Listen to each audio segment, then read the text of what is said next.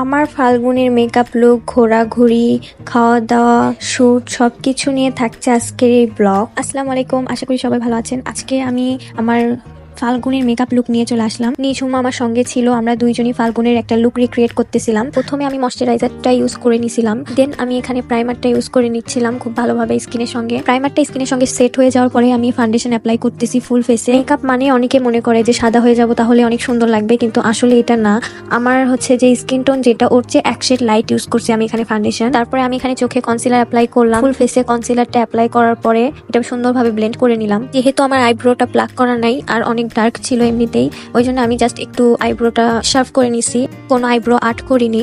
আমার কাছে সেদিন আইব্রো গুলো বেশি ডার্ক লাগতেছিল, জানি না কেন, বারবার আমি সেটা দেখতেছিলাম। যাই হোক, ওইটা হয়তো সাজার পরে ঠিক হয়ে যাবে। আমি এখানে লিকুইড ব্লাশারটা অ্যাপ্লাই করতেছিলাম, তারপরে সুন্দরভাবে ব্লেন্ড করে নিব এটাকে স্কিনের সঙ্গে। আমাকে দেখে হাসাহাসি করার কিছু নাই, এটা পরে ঠিক হয়ে যাবে। আমাদের মেকআপের বেসটা কমপ্লিট, তাই আমরা পাউডার দিয়ে এখন মেকআপটাকে সেট করতেছি। বাকি এক্সট্রা পাউডারগুলো আমরা ঝেড়ে ফেলে দিচ্ছি। তারপরে কন্ট্রোলিং করলাম, দেন চলে আসলাম হাইলাইটে। হাইলাইট কার কার পছন্দ? আমার মেকআপের ভিতর most of the favourite highlight and blush on. তোমাদের কোনটা কোনটা পছন্দ আমার বলবা কমেন্টস। মেকআপ তো সব মেয়েরই পছন্দ, কিন্তু অনেকের থাকে যে হাইলাইট পছন্দ, কিংবা অনেকের থাকে যে মাস্কারা পছন্দ, অনেকে লিপস্টিক পছন্দ, অনেকে আইব্রো আর্ট করা পছন্দ। তোমাদের কার কোনটা পছন্দ কমেন্টসে বলবা। হ্যাঁ, আমি সবাইকে রিপ্লাই দিব। আমি রেডি হওয়ার মাঝখানে আবার নিঝুম আমাকে জিজ্ঞেস করতেছে যে দেখ তো আমার মেকআপটা ঠিক হচ্ছে। তারপরে আমি এখানে হাইলাইট দেওয়া কমপ্লিট করে সেটিং স্প্রেটা দিয়ে পুরো মেকআপটাকে সেট করে নিলাম। ফেসটা সেট হওয়ার পরে আমি আই মেকআপে চলে আসলাম। প্রথমেই দিয়ে দিলাম একটা ইয়েলোর মতো কালারটা আমি দেখাই দিছি। এটা অ্যাপ্লাই করার পরে আমি অরেঞ্জ কালার নিয়ে নিলাম। অরেঞ্জ কালারটাও আমি ক্রিজ লাইনে দিব। অনেকেই আমাকে বলে যে আপু তুমি কোন প্যালেট দিয়ে আই মেকআপ গুলো করো, তোমার আই মেকআপ গুলো অনেক সুন্দর হয়। কিন্তু আমি এক এক সময় এক একটা প্যালেট থেকে এক একটা কালার নিয়ে একটা আই মেকআপ লুক কমপ্লিট করি। তোমরা দেখতেই পাচ্ছ এক এক সময় এক একটা প্যালেট থেকে আমি কালারগুলো নিচ্ছি। এই প্যালেট থেকে আমি রেড কালারটা নিয়ে ওইটা অ্যাপ্লাই করতেছি। অ্যাপ্লাই করার পরে যে কোনো একটা কাজল নিয়ে সেটাকে চোখের উপরে দিয়ে একটা কালো কালার শ্যাডো নিয়ে ওইটাকে সুন্দরভাবে ব্লেন্ড করব। আসলে একটা আই মেকআপে ব্লেন্ডিং সবকিছুই ম্যাটার করে। আমরা যদি সুন্দরভাবে কালারগুলোকে ব্লেন্ড না করি তাহলে আই মেকআপটা কখনোই সুন্দর লাগবে না।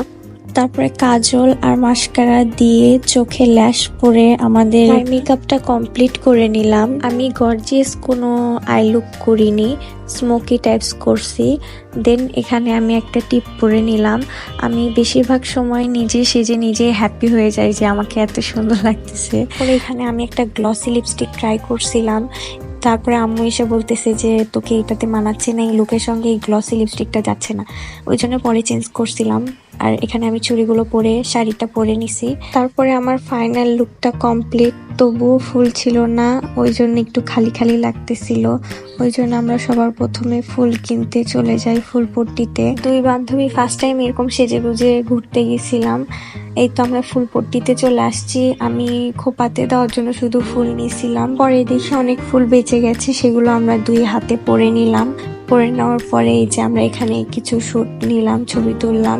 তোলার পরে আমরা এখান থেকে চলে যাই। একটা জিনিস আমাদের কাছে ছিল, সেটা পৌঁছাই দেওয়ার জন্য। সে ছিল আসলে স্কাই ভিউয়ে, ওই জন্য আমরা স্কাই ভিউয়ে এখান থেকে হেঁটে হেঁটে দুইজন যাচ্ছিলাম।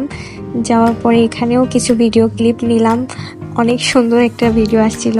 তারপরে আমরা চলে যাচ্ছি মেন লোকেশনে যেখানে আমরা শুট করব। এখানে কুকুর ভোগা শুরু করে দিছে।